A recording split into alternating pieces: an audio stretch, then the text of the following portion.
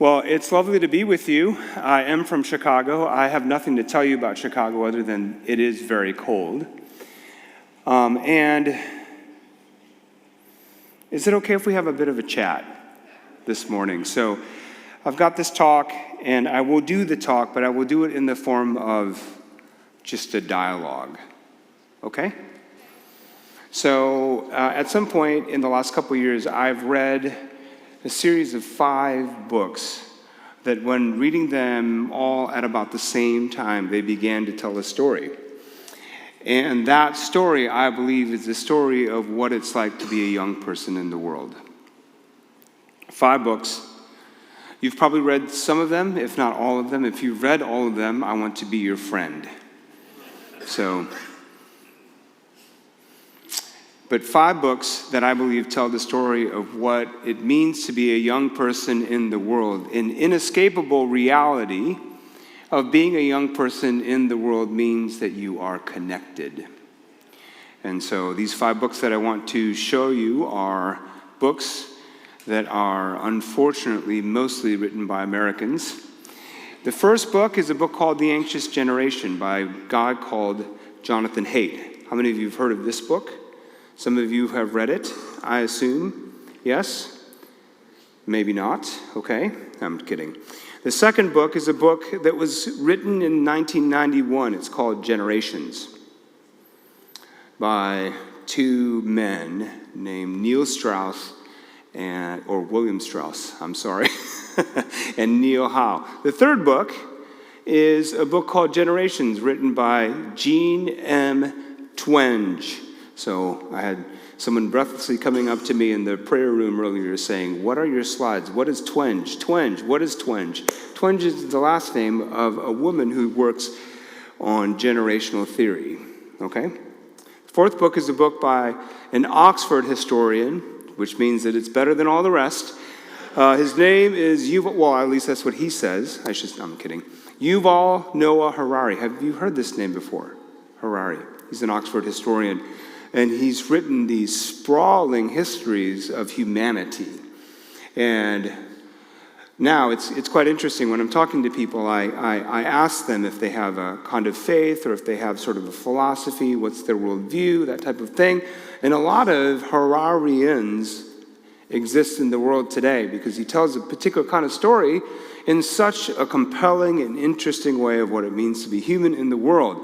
Now, I think that he is devastatingly wrong. And I think that when you get to the bottom of his research and his findings, and you play out the scenario that he's playing out in terms of what the future will hold, it is very grim. And finally, then, we have this book. Have you heard of it? This book, which I think, remarkably enough, has managed to stay relevant all these years. And this book that has good news to say to the devastating news that we find uncovered in the first 4 books that I just mentioned. So a chat, if we would, about 4 different books. And I will do my very, very best to tie all of these 4 books together in the very, very short time that I have with you this morning. Of course, if you want to raise your hand and say, "I don't agree with you," please never come back. You're most welcome to do that, okay? This is the kind of welcome that we give one another in Chicago. Where are you from? Would you go back, please? I'm kidding. We're welcoming in our fair city. All right, so let's start with Jonathan Haidt. Oh, before we do that, the thing that I want to say that sort of frames all 4 of these books is this idea of generations. I don't know if generations or generational study is something that is talked about much in the UK, but it's bandied about quite a bit in the States, and there's a bit of suspicion about it. Because the whole generational cohort thing tends to be, I think it's a way that U.S. folks would say, well, that actually, like, to apply these thoughts over the whole range of people that have been born from one year to the next feels a little bit like too much generalization. You can't quite do that. Because people, after all, are the intersection of all sorts of different kinds of identities. You know, you might be, as I am, Korean. Well, you might not be. Korean. It doesn't seem like there are very many Koreans here. If you're Korean, would you raise your hand, please? Okay, well, there we go. But I'm also a male, and I'm also in my middle age. I want to tell you something about middle age because many of you are not yet there. There are lots of secrets that happen to your body when you become the age that I do, which I'm very happy to talk about. Shall we do that instead? When you get to my age, I just want you to know, there's this thing, it's called stretching and mobility. Have you ever heard of it? Well, it's important to do, apparently. And you must do it. In fact, it's a regimen that everyone must do every day. And the older you get, the more stretching you have to do, is what I've learned, what I've come to learn. Anyway, that doesn't have anything to do with the talk. But generational theory. So generational theory, which is the idea that people who are born within a certain range of years act and experience the same type of things. So in America, well, people are unique, people are exceptional. We believe this thing, it's called individual exceptionalism. We believe that the individual is the most important reality, which obviously goes against a lot of what the Holy Book has to say, doesn't it? But individualism might tell us that generational cohort theory doesn't actually work. But the funny thing about generational theory is that it does work. All the data shows that if you're born from year to year, you pretty much think, feel, experience, see the world in a very similar way. And not only is it about the construction of sort of your social imaginary, about what it means to be a person in the world. We don't actually construct that. We actually inherit it, by the way. Part of the good work that we do as leaders is we help to untangle whatever story people have inherited and tell them a new one, the good news of the gospel of Jesus Christ that comes in collision with all the other stories. Anyway, generational theory actually works. So I'm going to talk a little bit about generational theory. Has any of you heard of generational theory? Any of you heard, well, if you're a Gen Alpha, that means that you're going to probably think this way, woe is you. Or if you're a Gen Z, we call the Gen Zs. There are some Gen Zs in this room, I know, I'm sorry about for what I'm about to say, but in America, we call the Gen Zs the snowflake generation. And of course, no Gen Z person calls themselves part of the snowflake generation. That's a pejorative term that old people like to use, yeah? Generational theory actually works. And it's helpful to kind of look at cohorts, large swaths of people that are born from one year to the next to help us to untangle what it means to flourish in the world. And so I just want to talk a little bit about that and just say that I know that generational theory can be a little bit woo-woo. I know that it can be maybe not the most helpful thing at all times, but I think it's helpful in this particular story.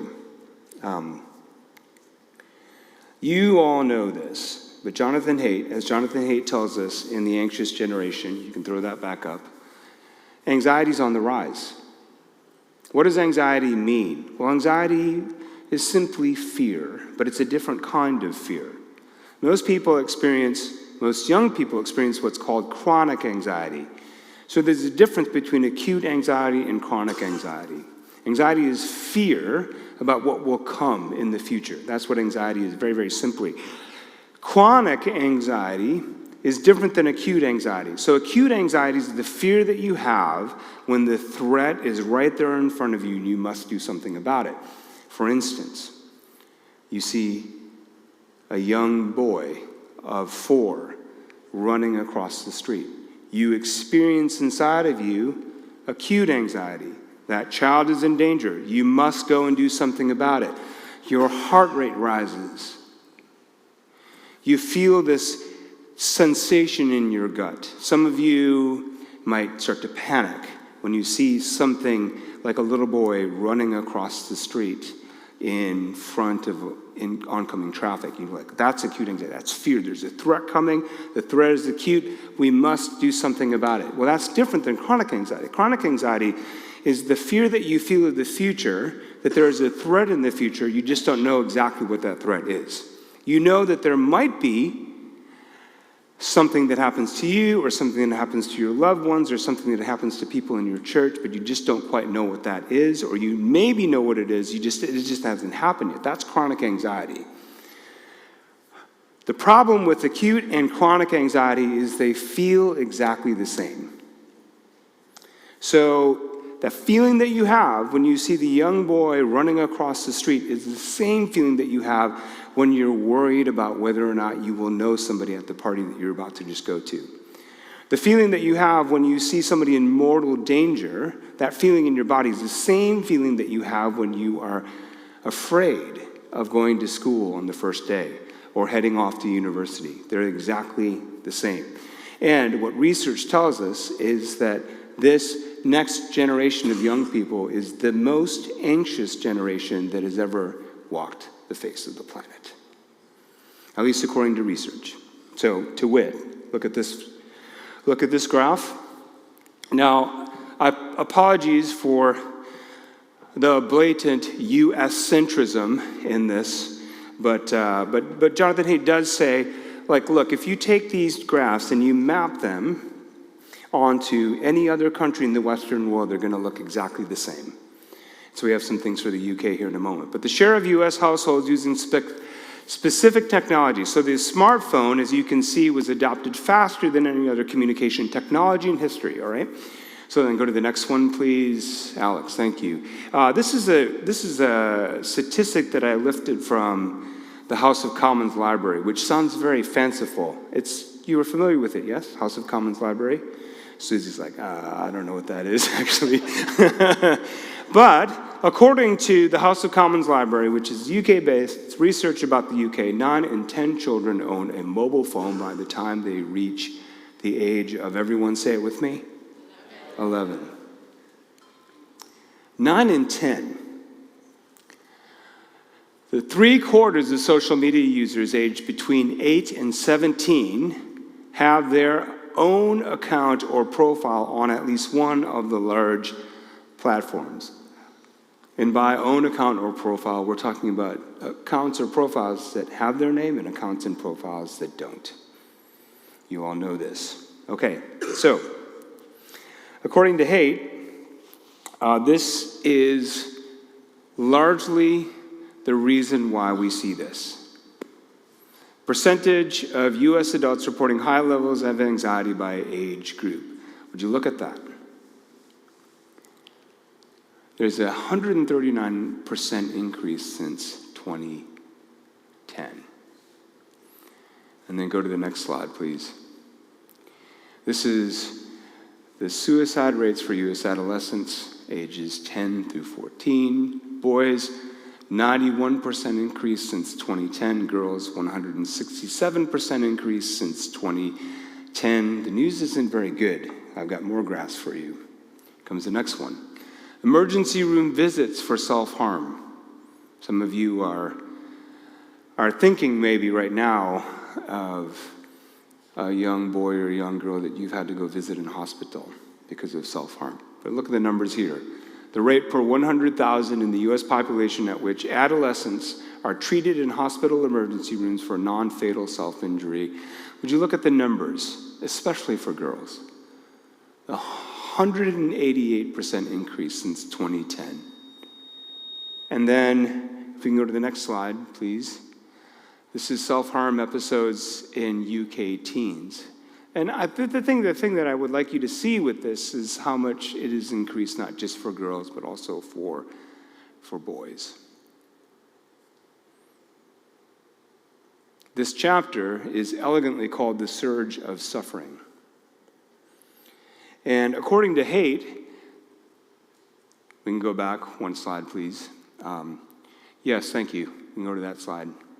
We can do the dance of slides. But according to Haidt, all of this is caused by one thing and one thing alone. It's not even correlative, it's causative.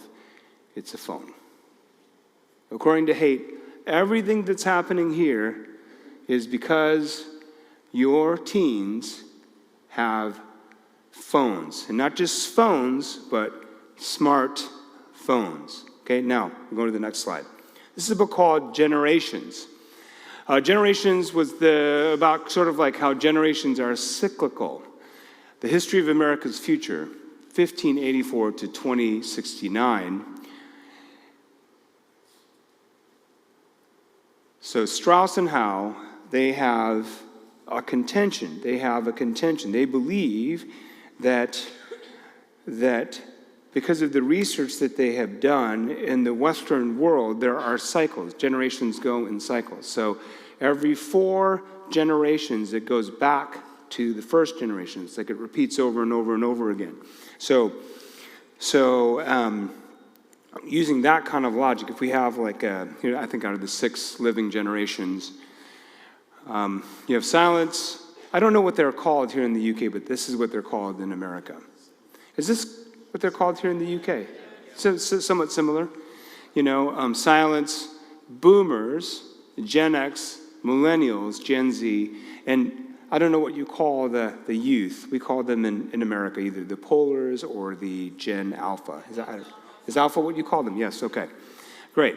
Well, you can see the 6 living generations. And according to Strauss and Howe, every 4 generations, it goes back and repeats again. And so the 4 generations that are part of the generational cycle in the U.S. that kind of like map onto previous generations are the boomers, the Gen X, the millennials, and the Gen Z. That's 4 generations. And so if you scroll back, you will see that silence should be similar to Gen Z because that's what the data has shown. If you look at generations all the way going back to the mid-1500s, you'll see that these generations all have very, very similar characteristics. Silence presumably act like Gen Z. Gen Alpha presumably are going to act like boomers. And I hear some chuckling because you know that is not true, don't you? You know that that's not true. And you're like, oh, Lord, we hope not. Yes? We have this thing in the States. We say it to people that are a bit older. I don't know if you have this, but we have this okay boomer thing. Do you guys have okay boomer? You'll have okay boomer? When an older person, doesn't matter how old they are, they do something that befits a boomer. We say, okay, boomer. Okay, but I'm not a boomer, but people say that to me. It made me feel very, very much at home if you said, okay, boomer. All of you said, okay, boomer. Could you all say that? Okay, now it would make me feel even better if you said it to Zeke. When Zeke stands up here and he's like, I'm about to talk to you about the future of DTI, you just all say at once, okay, boomer. Okay? No, please don't do that. We wouldn't wish that on Zeke, but you can to Susie. Yes, okay, boomer. Well, anyway, so using the logic of Strauss and Howe, boomers and Gen Alpha would be similar. And I know that you all are chuckling because you're laughing like, how can that possibly be true? Because you know that it's not. The boomers don't seem like Gen Alpha.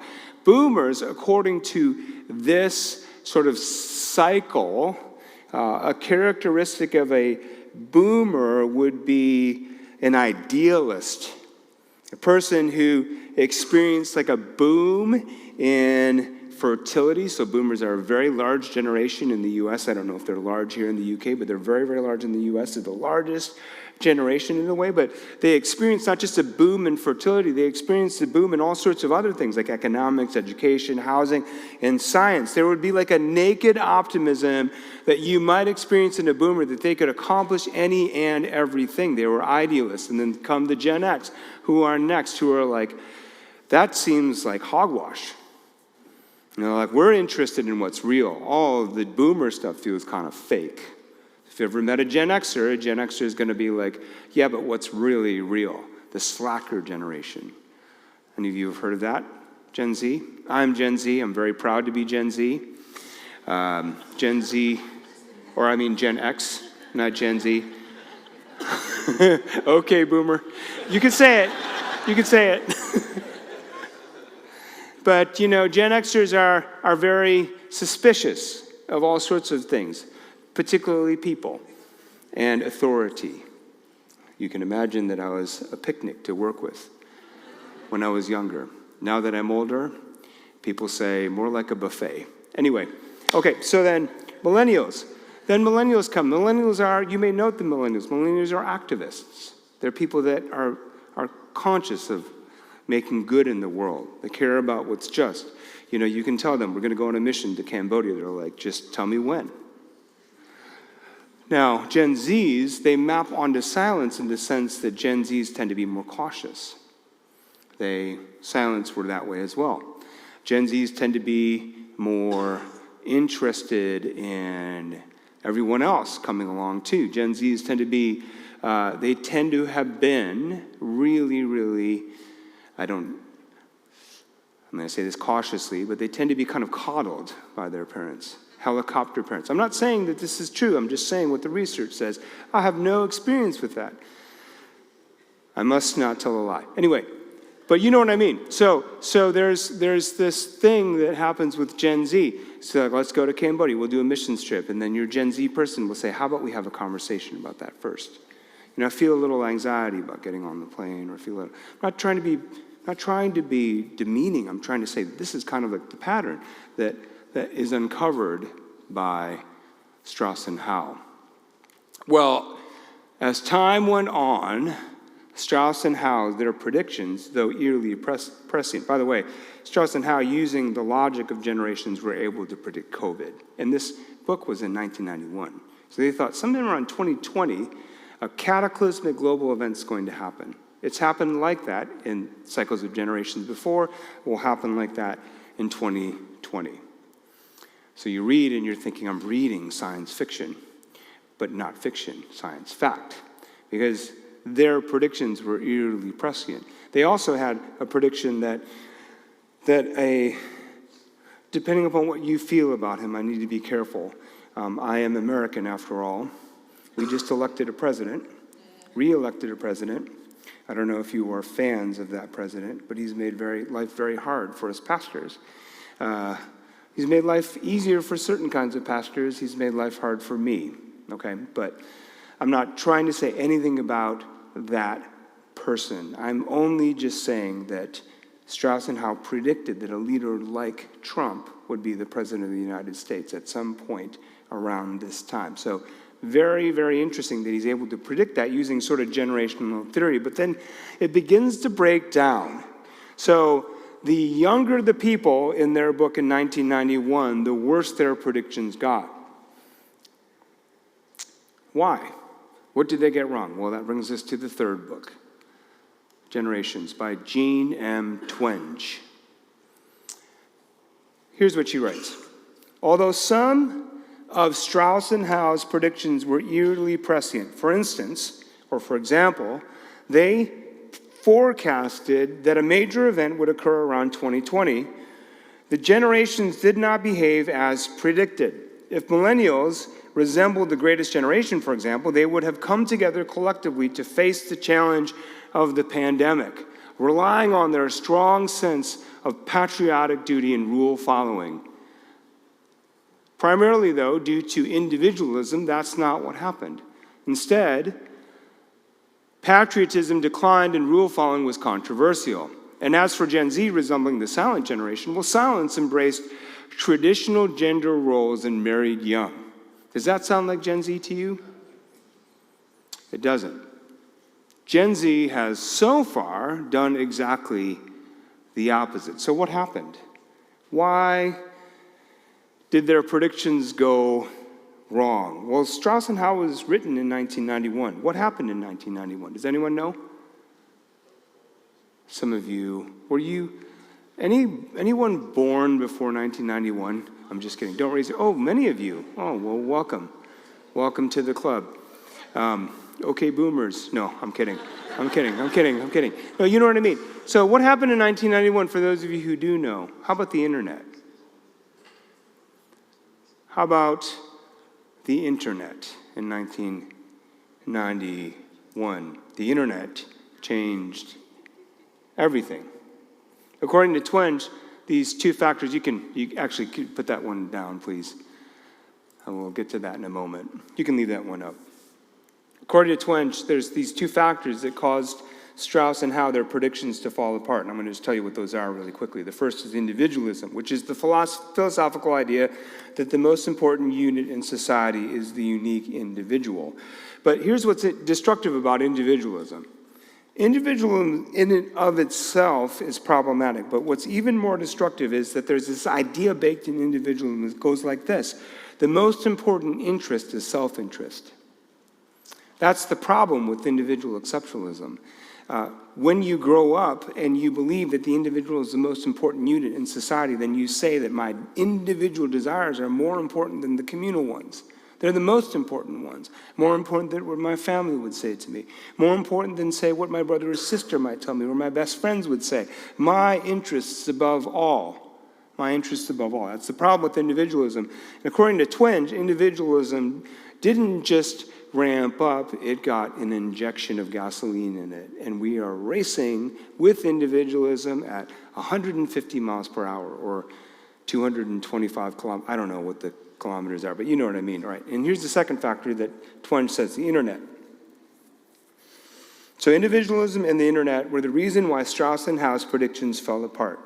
Strauss and Howe couldn't see how baked in individualism would be. The human sexuality thing, for instance, is one example of how individualism has run rampant and redefined gender roles, right?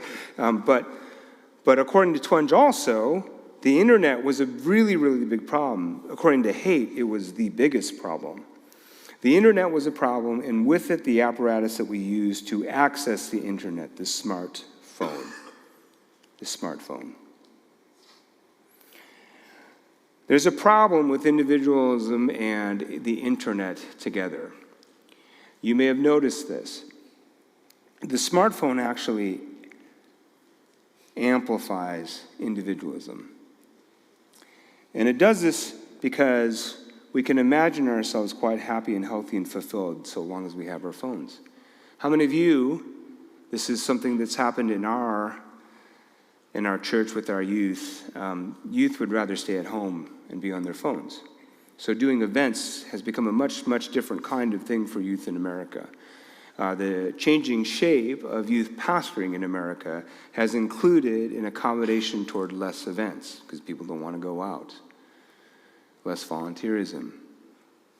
An evening at home alone with your phone is quite a good evening, according to a Gen Alpha person. The phone. But there's something more problematic about the internet. And let me tell you what that is.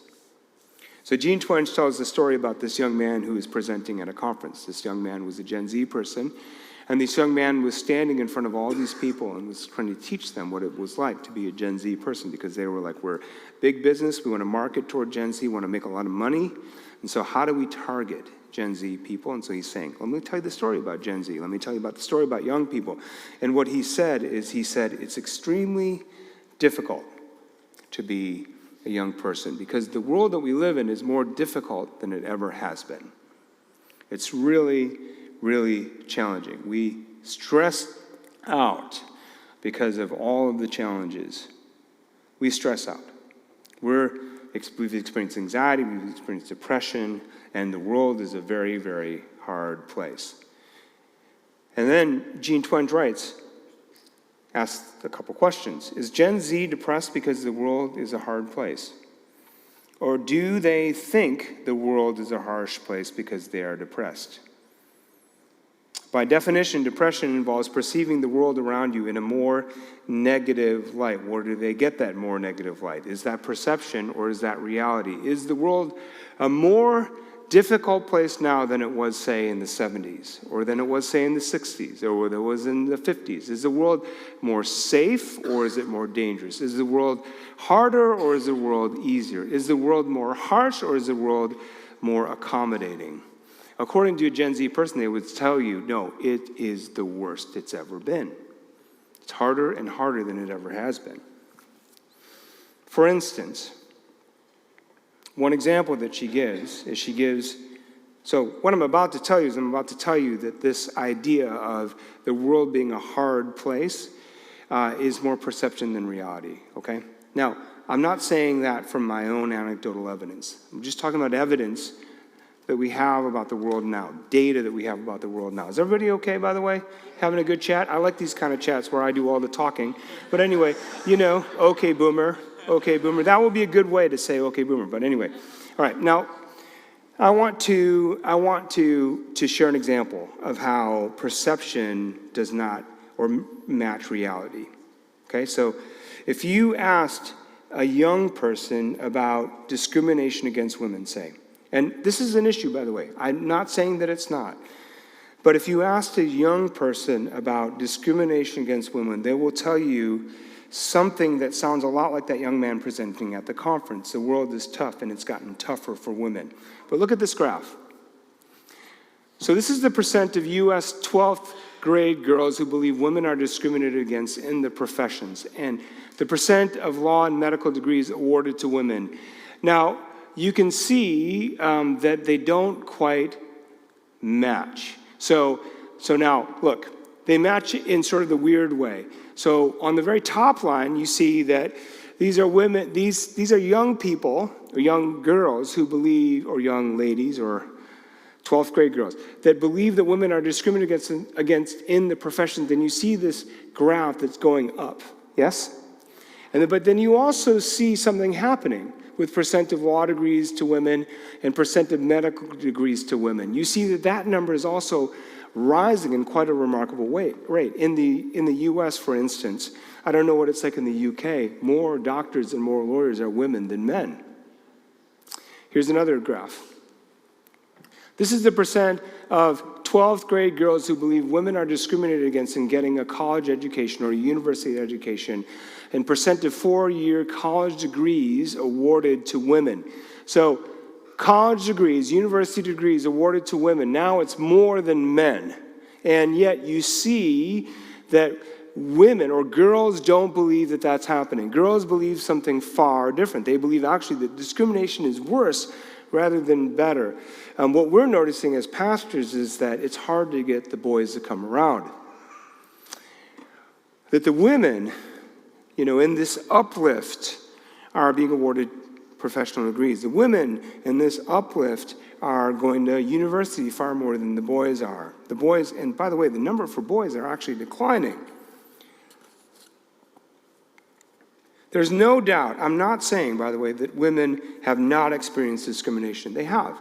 Not experienced that women have not, I'm not saying that women have not experienced sexism or sexual assault. I'm not saying that. I'm just saying that perception does not match reality. According to research, the world is a better place than it was in the 70s. But if you poll a young person, is the world better now than it was in the 70s, they're going to tell you the opposite. And the question is why? Why will they tell you the opposite? Why will they tell you the world is worse now than it was in the 70s? Why, even when you present data, when you present hard numbers to a young person, no, it's actually quite better, they'll say, I don't believe that. Why? Why is that? Why is that? Well, according to Twenge, and these are sort of some dots that I've connected as I've been doing the reading. The problem is with the internet. The problem with the internet is that it's a reality distortion machine. And not just the internet, it's social media. If you are a young person today, you are informed about the nature of the world that you live in primarily through one thing and one thing alone: Instagram. Not the New York Times, not the BBC. Oh yes, thank you. Thank you very much. Is that the British Baking Championships? Is that what that is? Yeah. You all love to bake around here, is what we see in the U.S. Well, they seem very posh and they like to bake. That's our perception of British people or English people or UK people. Anyway, you know what I mean. So, or maybe you don't. But anyway, the BBC. They're not looking at the BBC. The BBC app is generally not on a young person's phone. And if it is, it's not like actually visited all that much. Rather, what is happening is your Instagram reel or your TikTok feed or whatever is telling your young people more about the world and the state of the world than anything else really. I hope that's scary to you. Because, and here's the fifth book, or the fourth book, I should say.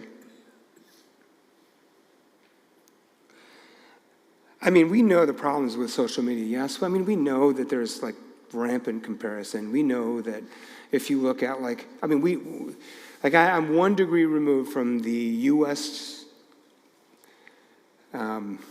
Surgeon General. And the U.S. Surgeon General is like advocating to put a warning, a health warning label on social media because of how correlative and causative the use of social media is to young people's health.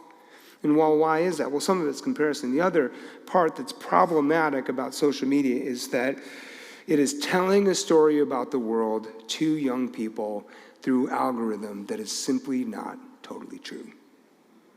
And as a result, it's creating the kind of mind, sort of imaginary, the social construction of reality that is plunging our people toward ruin. And so, let me go to the fourth book, and I'll do this very, very quickly because I'm sure my time ran out 10 minutes ago. Hopefully, you're enjoying this, or we can just end at the bad news. Shall we do that? Okay, no. Okay, well, all right. Yuval Noah Harari. This book is called Homo Deus. Does anybody know what that means in the Latin? It means God as man. That's what it means. And in this book, part of what Harari is saying that for generations after generations, year after year, the big shift philosophically for humanity was that humanity began to think of its own self as God. Yes? You know this to be true. You've experienced this. You've probably pastored kids that think they're gods, their own gods, and it shows up in a certain kind of way. What I want, what I think is the most important thing. That's like a kind of an accoutrement of humanism, which means that humans are at the center of the universe. Well, in the 1500s, people didn't think that way. Who do they think was at the center of the universe in 1500? They thought God was. But there has been, part of what modernism and postmodernism means is that God got kicked out the door and humans got put in its place instead, okay? So humans now are gods. And this is why one of your discipleship problems is that you've got to help your young people know that their God doesn't serve them, rather they serve their God. That's like a very, very, very, very common problem because that's a humanism problem. Well, Harari is saying the next change is coming. Be forewarned, the next change is coming. And the next change that's coming is not humanism. It's not even a going back to God. It's not even going back to the divine. According to Harari, the next change that's coming is that data is God. Data is God. Now, some of you are saying, how is that true? How can that possibly be true? Well, let me just say a couple things about that, and we'll get to the good news. I'm not saying that it is true, but I just want to tell you what Harari is saying, because I think it's insightful, even if it isn't fully all the way true. Like, consider this. Do you think you have as much control over your decisions as you think you do? One of the things that Harari very convincingly shows is that because of all of our internet usage, the internet and whoever is behind the internet, the companies that are behind it, the marketing companies, the social media people, they know they can predict with startling accuracy what we're going to do next. Did you know that? Do you know that algorithms actually feed your news feed? Like, for some reason, they have figured out what you like to look at and what you like to land upon. And so then they'll just keep feeding that to you over and over and over again. Anybody ever have this experience? You were having a conversation, your phone wasn't even on, you were talking about wanting to buy a house, and then all of a sudden you open your phone and all these house ads are in there, and you're like, well, how did that actually happen? Well, it happened because you are stunningly predictable. And just think about all of the data that a big company like Meta has on you. And not only on you, but people like you. And not only on people like you, but people like you in the whole country. Harari thinks that individualism is going to die because individualism actually is not served or data wants to have big packets of people together. And so you've all got phones, yes? I'm not saying you should ditch those phones. That's not going to be the application after this, okay? Some of you have iPhones, and some of you need to get an iPhone, okay? Some of you are you just need to catch up. You need to catch up with the rest of us. Okay, boomer. All right. Anyway, you know what I mean. Some of you have phones, yes? Well, how many of you, when you got your new phone, you put your health data in it? You're like, here's my weight. Here's my blood pressure. Here's this, here's that. Well, I mean, you think it's helping you, and it is. It's absolutely helping you, but what it's doing is actually feeding a data machine to help predict your behavior. And so now imagine if you were 15 years old and you had logged on to Instagram. You had begged your mom and your dad, can I get on Instagram, please, please? And they finally let you do it. So here, get on Instagram. You get on Instagram and you're like, it started with 30 minutes a day because your mom and your dad were like, we've heard that there should be some limits to the amount of Instagram that you spend, and so they're like, you 30 minutes. But then your 15-year-old can always figure out how to trick the mom and the dad. It just always works. I have little kids. My kids think that I'm pathologically unaware of what they do. And for the most part, they're right. But they figure it out, they trick it, and then all of a sudden they're not on 15 minutes, they're on for 30 minutes. All of a sudden they're on for 45 minutes, and they're on for 45 minutes every hour on the hour. And they're in Instagram all the time, and then you've got all this data being fed about that person. That person's preferences, that person's likes, that person's proclivities, that person's worries and anxieties. And the feed continues to just pile on and pile on and pile on and pile on. Harari is like, you think you're in control, you're not. Harari is like, you think that you control your feed, you don't. You think that you are a person who has agency in the world, but you actually don't. Data does. Data has you in its grips. Data is God. And then he tells this really, really almost like science fiction-y thing about how, imagine telling the world's history as if information was the center. And imagine that information is doing its very level best to get information, free exchange of information toward one another, which is why tribalism died, which is why we needed to become less kinship related in terms of our relationships, because more information needed to flow from one tribe to the next. And imagine that information now is constantly, it's the thing behind the thing that is changing the way that we act and changing the way that we think, especially changing the way that we love. Harari is like, it's coming. Data is coming. I'll tell you one little more story, and then we'll get to the good news, I promise. I know this has been very bad news, but Zeke has assured me that I've never come back, so I can just tell you a bunch of bad news. No, I'm kidding. Anyway, so I have a friend. He teaches at Yale University. So Yale University is sort of like Oxford or Cambridge, although it's very confusing, your Oxford and your Cambridges, because I'm like, I went to King's College in Oxford. I'm like, wait, didn't you go to Oxford? And they're like, no, I went to King's College, but I went to Keble College in Oxford. I just don't understand how it all works. In America, we don't have it that way. In America, we have Yale University, and if you're very, very, very, very intelligent and you're lucky and you win maybe even the genetic lottery, then maybe you go to Yale. My friend teaches at Yale, and he tells me, he teaches a course with a guy named Miroslav Volf. And that course is about how do you live a life, a virtuous, good life in the world today. He's a Christian, so is Miroslav Volf. Their idea is to teach Christianity to young people, young university students, the brightest and the best as they come in. And he tells me, we have noticed an alarming trend. The alarming trend that we have noticed is that young people coming in today think they have no power. They don't think they have any agency.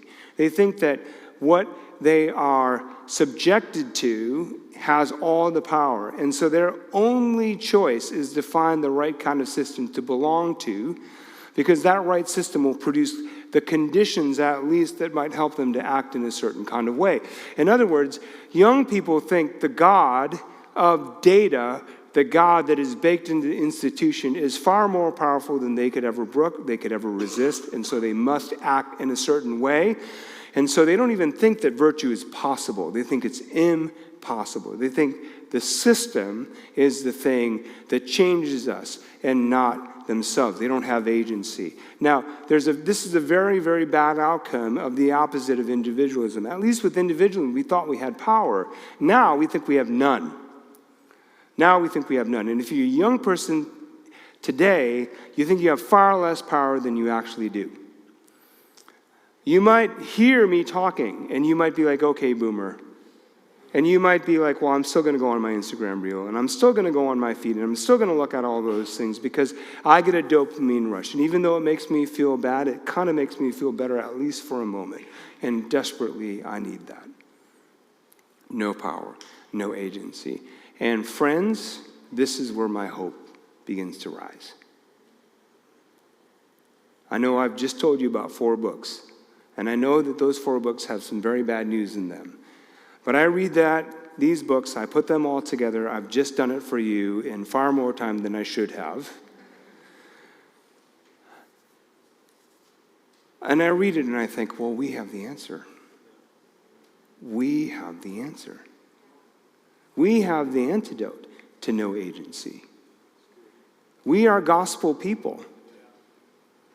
You know, in our gospel, a mustard seed can become a big towering plant where people can find themselves under its shade. In my gospel, a little leaven works its way through the whole bread. In my gospel, the small changes the world. That's my gospel. And when I look at this story, the death-dealing story of these 4 books that have sold millions of copies, I say, you want some hope? I've got so much of it for you here. More hope that you could ever possibly imagine. More hope. It would break your heart with how wonderful it is. You can actually change. And you can actually become the kind of person that could change your community, your home, and the world.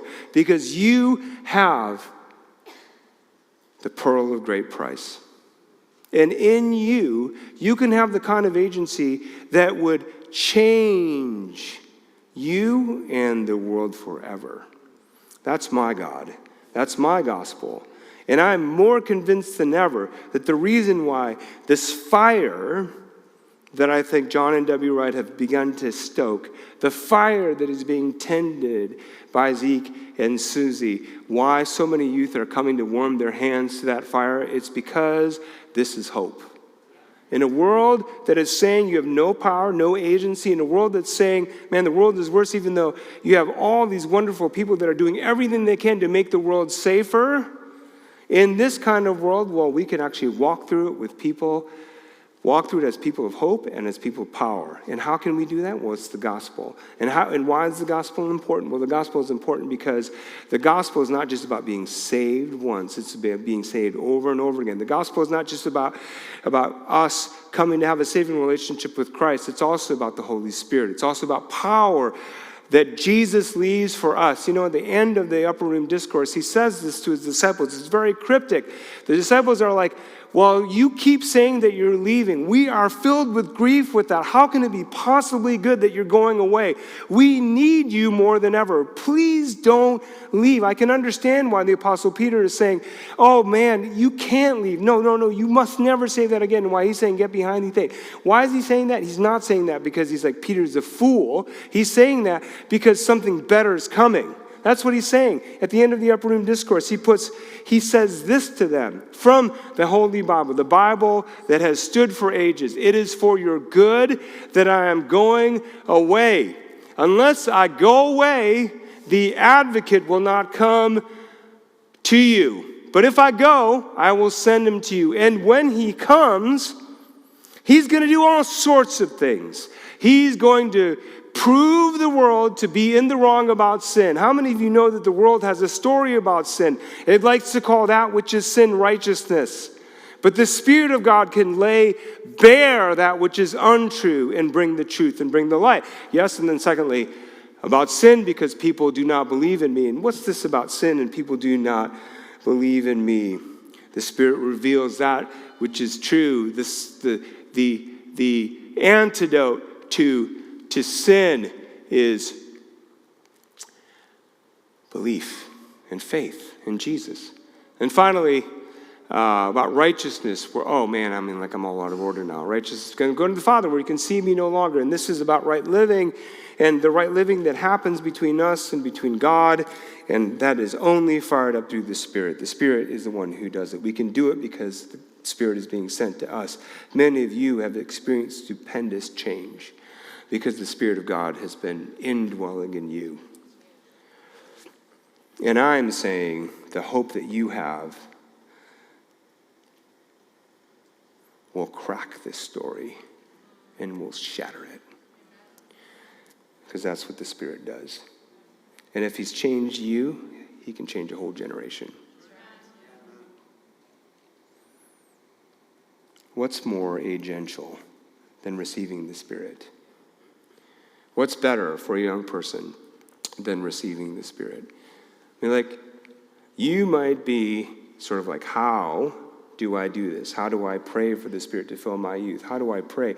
How do I enact, or how do I encourage them to pray for one another so that signs and wonders will happen? You might think, well, that's great. That's about the future reality of the kingdom. And yes, that's all true.